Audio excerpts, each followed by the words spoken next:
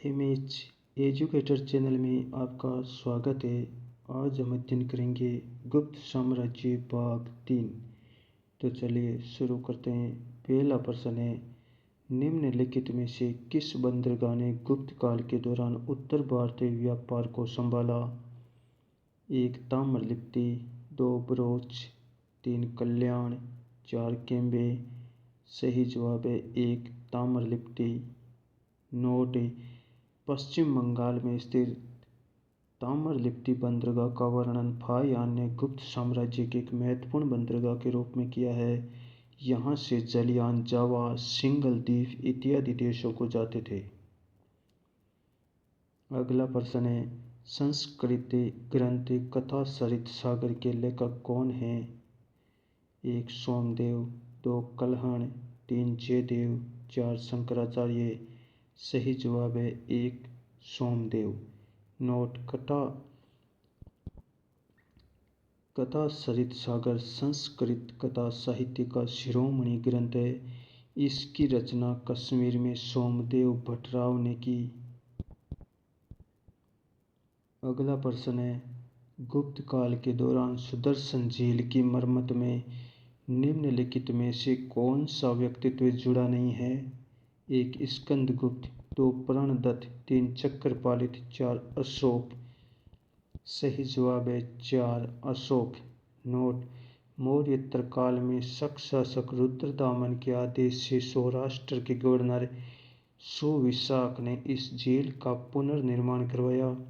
गुप्त काल में स्कंदगुप्त के आदेश से सौराष्ट्र के गवर्नर प्रणदत्त ने अपने पुत्र चक्रपालित द्वारा इस झील का पुनर्निर्माण करवाया। स्कंदगुप्त ने बड़ी उदारता के साथ इस पर धन खर्च किया और इस झील पर एक बांध का निर्माण करवाया। अगला प्रश्न है, निम्नलिखित में से कौन सी पुस्तक कालिदास द्वारा लिखित नहीं है?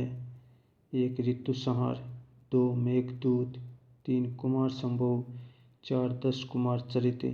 सही जवाब है 4 दश कुमार चरित। नोट: दश कुमार चरित विद्वान लेखक दंडी द्वारा लिखित संस्कृत गद्य काव्य है। अगला प्रश्न है, गुप्त काल में मथुरा कपड़ा उद्योगों के लिए विशेष रूप से प्रसिद्ध था। निम्न में से किस किस्म का कपड़ा मथुरा की विशेषता थी? 1 डुकुला, 2 सटका, 3 कासुमा, 4 चिनास्का। सही जवाब है 2 सटका। नोट: गुप्त काल में मथुरा में विशेष प्रकार का कपड़ा उत्पादित होता था जिसे सटका कहा जाता था। अगला प्रश्न है, निम्न शासकों में से किसने हूण शासक मिहिर कुल को हराया था? 1 स्कंदगुप्त, 2 बुधगुप्त, 3 नरसिंहगुप्त, 4 यशोधर्मन। सही जवाब है 4 यशोधर्मन। नोट: मालवा के मोकरी वंश के राजा यशोधर्मन ने हूण आक्रमणकारी मिहिर कुल को हराया था। अगला प्रश्न है, गुप्त कालीन शब्द विष्टि का अर्थ है? 1 भूमिहीन मजदूर, 2 आंशिक रूप से मुक्त मजदूर, 3 भुगतान मजदूर, 4 बेगार। सही जवाब है 4 बेगार। नोट: गुप्त कालीन लेख में विष्टि बेगार का उल्लेख मिलता है। गाँवों में किसान और स्त्रियों को मुखिया के घर के विविध प्रकार के काम जैसे अनाज रखना, घर की सफाई, खेलों पर काम करना आदि करने के लिए बाध्य किया जाता था और इसके बदले में उन्हें कोई मजदूरी नहीं मिलती थी। अगला प्रश्न है, अग्रहार भूमि अनुदान के बारे में निम्नलिखित में से कौन सा कथन सही नहीं है? 1 इसे राजा किसी को भी प्रदान कर सकता था, 2 ये ब्राह्मणों को प्रदत्त कर मुक्त गांव था, 3 ये ब्राह्मणों की विशेषाधिकार प्राप्त स्थिति को रेखांकित करता है, 4 अनुदानकर्ता के व्यवहार के आधार पर राजा के पास इसे जब्त करने की शक्ति थी। सही जवाब है 1 इसे राजा किसी को भी प्रदान कर सकता था। नोट: गुप्त युग में भूमि पर सम्राट का स्वामित्व होता था। मंदिरों तथा ब्राह्मणों को जो भूमि दान में दी जाती थी उसे अग्रहार कहा जाता था। इस प्रकार की भूमि सभी करों से मुक्त होती थी। अगला प्रश्न है, कौन सा गुप्त राजा एक अच्छा वीणा वादक था? 1 चंद्रगुप्त प्रथम, 2 समुद्रगुप्त, 3 विक्रमादित्य, 4 कुमारगुप्त। सही जवाब है 2 समुद्रगुप्त। नोट, समुद्रगुप्त गुप्त राजवंश का चौथा राजा और चंद्रगुप्त प्रथम का उत्तराधिकारी था। ये अच्छा कवि एवं कुशल वीणा वादक था। उसे कविराज की उपाधि भी दी गई है।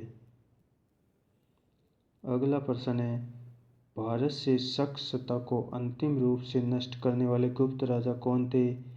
1 समुद्रगुप्त, 2 चंद्रगुप्त प्रथम, 3 कुमारगुप्त, 4 चंद्रगुप्त विक्रमादित्य। सही जवाब है 4 चंद्रगुप्त विक्रमादित्य। नोट, चंद्रगुप्त विक्रमादित्य ने अंतिम शक शासक रुद्र सिंह तृतीय की हत्या करके भारत से शक सत्ता को सदैव के लिए समाप्त कर दिया। शकों का अंत करने की स्मृति में उसने चांदी का एक सिक्का जारी किया और शक्कारी उपाधि धारण की। अगला प्रश्न है, गुप्त राजा जिसने महेंद्रादित्य की उपाधि धारण की थी? 1 श्रीगुप्त, 2 घटोत्कच, 3 बुधगुप्त, 4 कुमारगुप्त प्रथम। सही जवाब है 4 कुमारगुप्त प्रथम। नोट, कुमारगुप्त प्रथम अपने पिता चंद्रगुप्त द्वितीय की मृत्यु के बाद राजगद्दी पर बैठा था। गुप्त वंश की शक्ति उसके शासनकाल में अपनी चरम सीमा पर पहुंच गई थी। कुमारगुप्त प्रथम ने अनेक उपाधियों जैसे अश्वमेध महेंद्रादित्य, श्री महेंद्र धारण की थी। इसे नालंदा विश्वविद्यालय का संस्थापक माना जाता है। अगला प्रश्न है, समुद्रगुप्त को भारतीय नेपोलियन किसने कहा? 1 Dayanand, 2 Cunningham, 3 V.A. Smith, 4 sir John Marshall. सही जवाब है 3 V.A. Smith. Note, Samudragupta Bharat के महान शासक थे जिन्होंने अपने जीवन काल में कभी भी पराजय नहीं देखी। इसी कारण V.A. स्मिथ के द्वारा उन्हें भारत के नेपोलियन की संज्ञा दी गई थी। अगला प्रश्न है, निम्नलिखित में से कौन सुमेलित नहीं है? 1 नीतिसार कामंदक, 2 कामसूत्र वात्स्यायन, 3 पर्याप्त प्रशस्ति कालिदास, 4 काव्यादर्श दंडिन। सही जवाब है 3 पर्याप्त प्रशस्ति कालिदास। नोट, पर्याप्त प्रशस्ति गुप्त राजवंश के सम्राट समुद्रगुप्त के दरबारी कवि हरिसेन द्वारा रचित लेख था। अगला प्रश्न है, हितोपदेश के लेखक कौन हैं?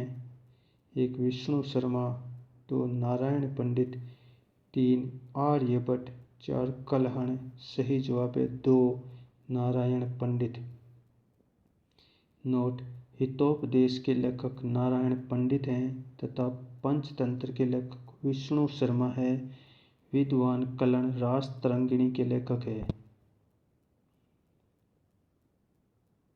अगला प्रश्न है, गुप्त शासन के दौरान निम्नलिखित में से कौन एक महान खगोल विज्ञानी और गणितज्ञ था?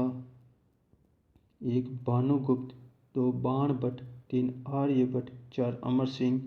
सही जवाब है 3 आर्यभट्ट। नोट, आर्यभट्ट प्राचीन भारत के एक महान ज्योतिषविद और गणितज्ञ थे। इन्होंने आर्यभट्टियम ग्रंथ की रचना की जिसमें ज्योतिष शास्त्र के अनेक सिद्धांतों का प्रतिपादन है।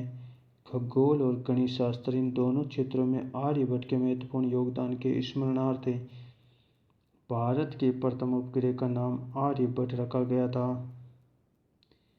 अगला प्रश्न है, सूची 1 को सूची 2 से सुमेलित कीजिए। सूची 1, सूची 2। ए प्रयाग या इलाहाबाद प्रशस्ति अभिलेख समुद्रगुप्त, बी विल्सड अभिलेख कुमारगुप्त, सी भीतरी स्तंभलेख स्कंदगुप्त, डी मंदसौर लेख यशोधर्मन। 1 1 2 3 4 सही है। 2 2 1 4 3 सही है। 3 3 4 2 1 सही है। 4 4 3 2 1 सही जवाब है। 1 1 2 3 4 सही है। नोट है, गाजीपुर उत्तर प्रदेश जिले में भित्री नामक स्थान से गुप्त काल के सम्राट स्कंदगुप्त का स्तंभ लेख मिला है। यह स्तंभ बलुआ पत्थर का बना है। यशोधर्मन 6वीं शताब्दी के आरंभिक काल में मालवा के महाराजा थे। यशोधर्मन के विषय में हमारा ज्ञान मंदसौर से प्राप्त उसके 2 अभिलेखों तक ही सीमित है। प्रयाग प्रशस्ति गुप्त राजवंश के सम्राट समुद्रगुप्त के दरबारी कवि हरिसेन द्वारा रचित लेख था। Thank you. चैनल को ज़्यादा से ज़्यादा सब्सक्राइब कीजिए।